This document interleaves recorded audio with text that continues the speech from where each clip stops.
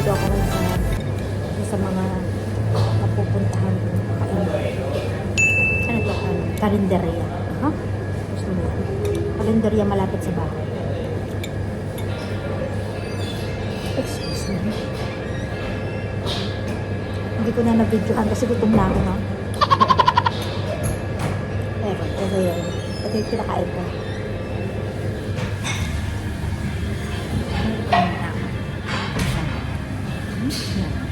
Ito kasi yung pinakain ko. Oh, diba? Ubus na. Paubos na dahil. Soup is life. Ah. So, ayun na nga.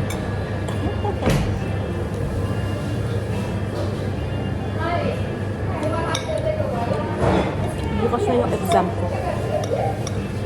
Sa PTE. Pinatry ko yan. Good vibes lang dapat ako.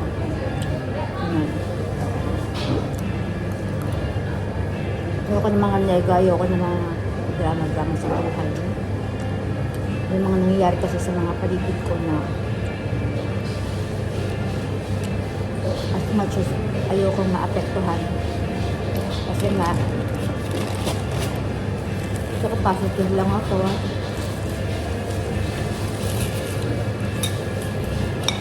Pero ayun. May mga bagay-bagay sa buhay natin no? Mag-control, no? Kung anong kaya mong controlin mo lang, guys. Kailangan mo lang magsolo, kumain sa labas. Push mo na.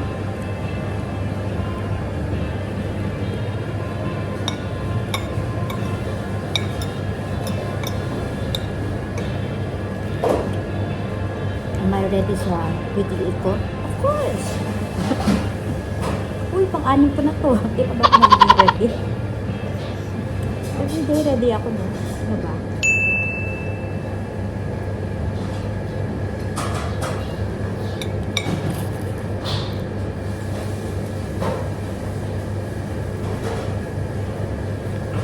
Tapos kanina yung boss ko.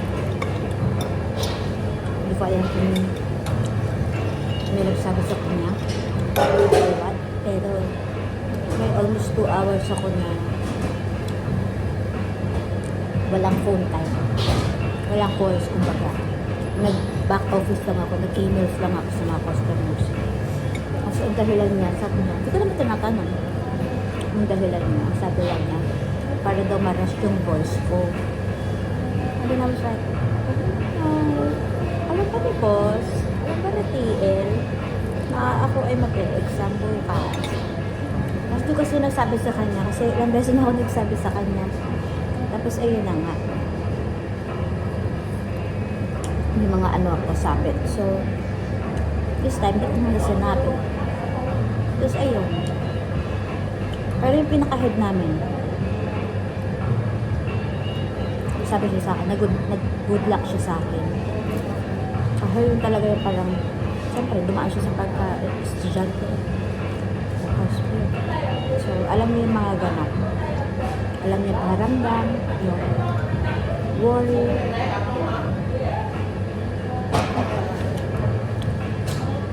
Natutuwa ako din sa mga taong kasi alam nila yung pinagdadaanan mo.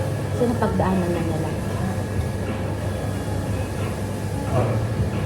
Pinagdaanan nila na ilang beses din silang lumabakak.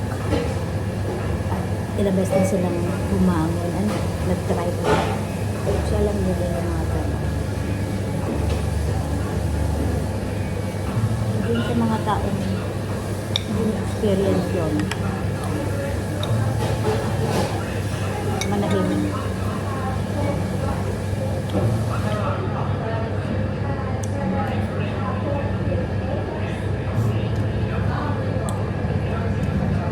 Sabi ko kay ate kanina, nung order ako, gusto ko ng sabaw.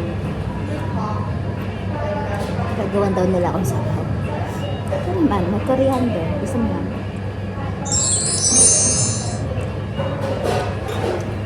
Bagay naman siya.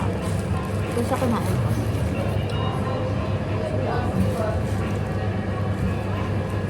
Mura lang dito, guys. Ang tawag dito, Cyclone Express.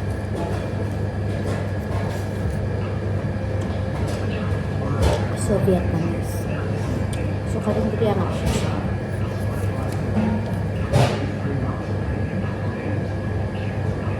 Ito nyo naman yung ayusan mo. So, doon na ako sa kinakain ko. Yung sabaw na lang. Kasi sayang.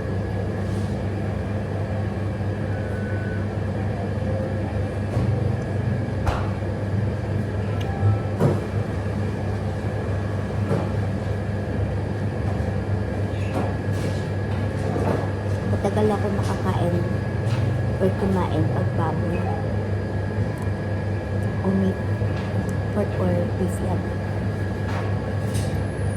Kasi hindi na ako magano. Mga gulay at saka isda ako lang yung makakain. Ito magluto. Pero dahil special day today, Friday the 13th. Tsaka gusto ko good vibes lang. Wala na kasi yung order ko dito ng fried chicken. Yung parang maxis yung luto.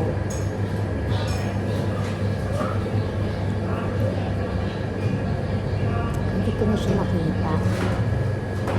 Ayoko mag-order ng crispy. Tapos iba yung itsura din siya parang pang max. Yung maxis na lutoan.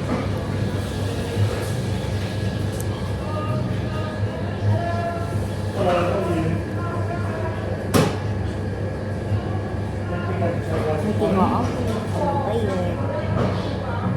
Kumain ako sa labas kasi gusto ko positive yung aura ko kasi galing ako sa church.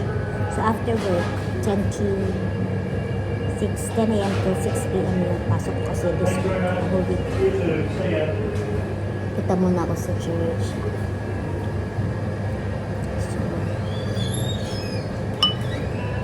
Total Friday naman. Sabi ko, kain mo na ako sa karinda. Kaya,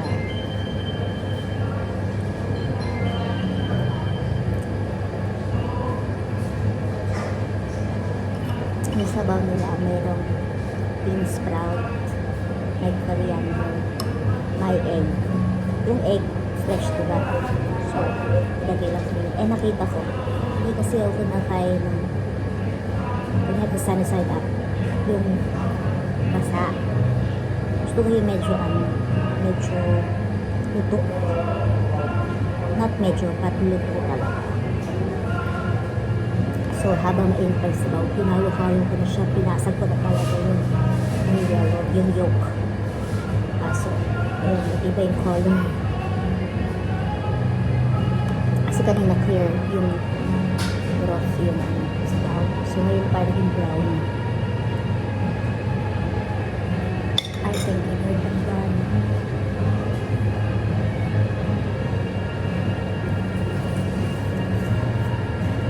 Pas lang ako. Dito meron lang kayo kupal ko. Pero dito green card. Kapag sa kasi, sa fruits lang yung kupal. Buhay yung neighborhood dito pagkabi. Yes, lalo na kapag especially kapag Friday. Especially chili ngayon kasi. Nagkamali pa ako ng salt. Kulang ako ng salt. Ito na lang may palabal. Medyo nakakakulang. Pero, malapit lang naman kung bakit na. So, pagdating ka sa bahay, lalaro muna kami ni Marcus. Tapos, kasi nagtatakbo yung kinakalong babies na pamangkin ni baby. So, magtatapoy, hindi mo siya panapansin. So, malaman mo siya talaga ay kargahin, kumanta kayo, sulat kayo. So, kaya rin na kami mamaya. Pagdating ko, tapos, nag-review na ako. Sakit ako din mga sabi ko ang mga tips and tricks. So, mismo ang TV website. At may aha moment ako ha.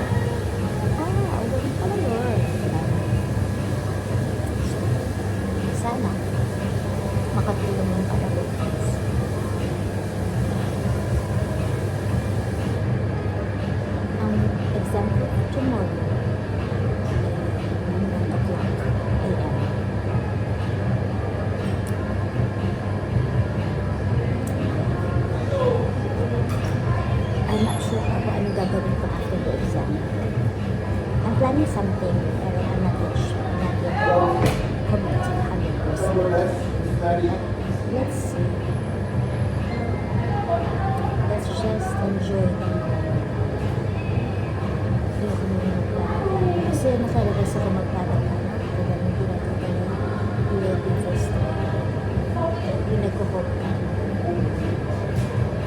Ready at first time. So, lesson lang. Huwag ka nang mag-plan, huwag ka nang live the moment. Seize the day. See you. So, done. Tapos na ako magbayad. Kaya pwede na tayong lumarap.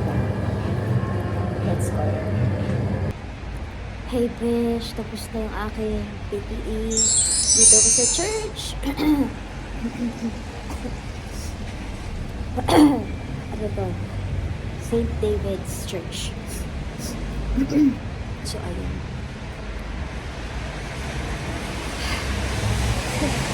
Across the street lang yung like kami, yung PTE center, kumbaga. Mulan. So, tama-tama. Punta ko dito. Parang ngayon, wala nang ulan. So, konti na lang, ambon na lang. Doon yung aking PTE, yung sa may BOQ. Ito sa inyo.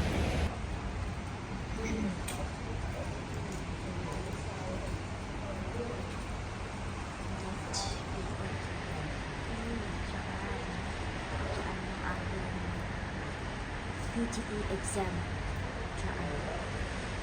Ay! Nagsusnow na naman ngayon sa ibang parts ng Pasig.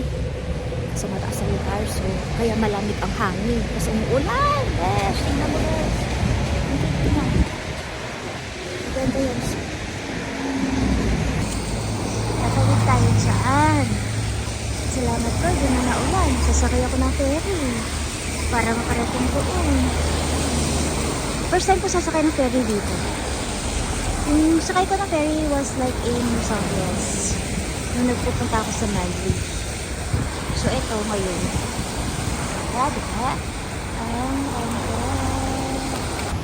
Nakalimutan ko yung bini ko. So, buti na lang meron tong food. Itong nasuot ko ngayon. Kaya, thankful pa rin. Tapos meron akong ganito. So, ayan siya. Yan. Dapat may bini talaga ako. Lagi sa bag. Alam mo yun. Kasi pag wala kang bini, pag hindi ka sanay, besh, kahit sabihin pang 3 years na ako dito sa Cuba, iba yung lamig dito kaysa dun sa kids pa. So, iba yung lamig na. Pag wala kang bini, medyo kasakit yung ulo mo. Ganon. Lalo na sa taong from tropical country galing. So, hindi siya. Matawid tayo dito.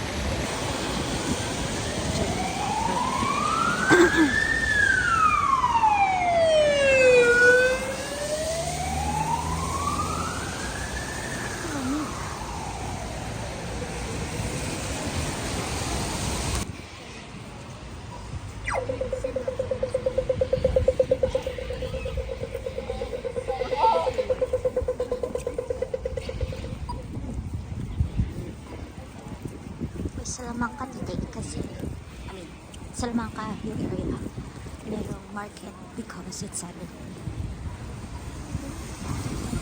So, ayun, ito tayo. Ang cute, diba? Green na green. Yun ang parliament. This, yun yung mga shops.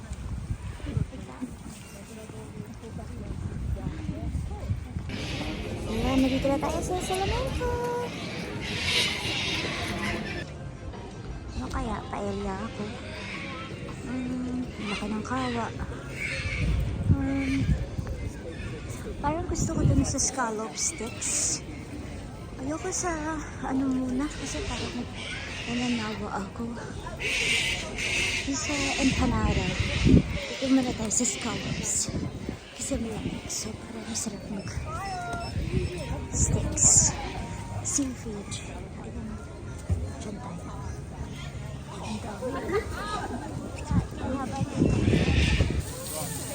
Bruce,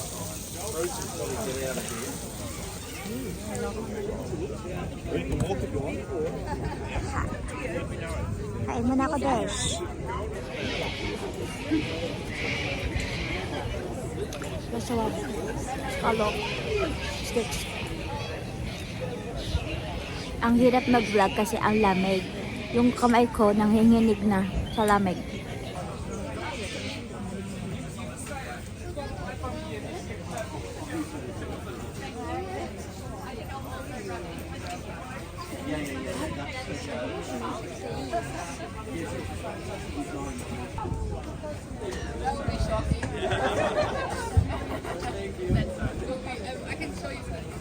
There are things dito na it's free taste ba? Free to taste. So, yeah. Especially yung mga alak. Kasi water yan sa kanila dito, charot. So then, naghahanap ako ng something na mainit. It's like soup or something. But yeah. I just had to go to a crystal shop. So, hanap ako ngayon ng kainan. At nagugutom na ako.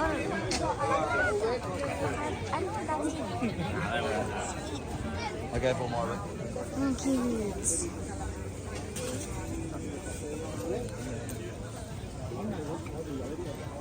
Dito tayo dito kay Ate Tunoy. Kasi nagugutom ako. So, rice, no?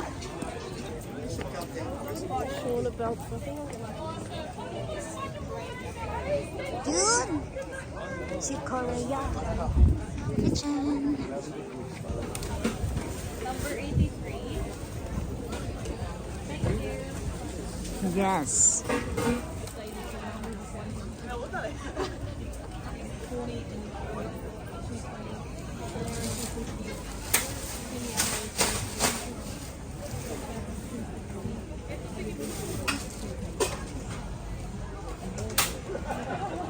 Adobo at sisig.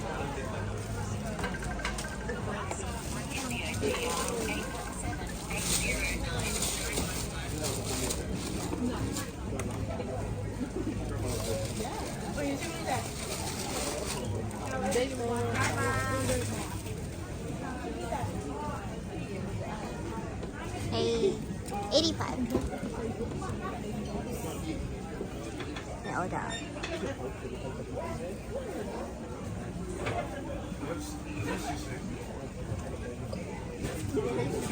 Thank you.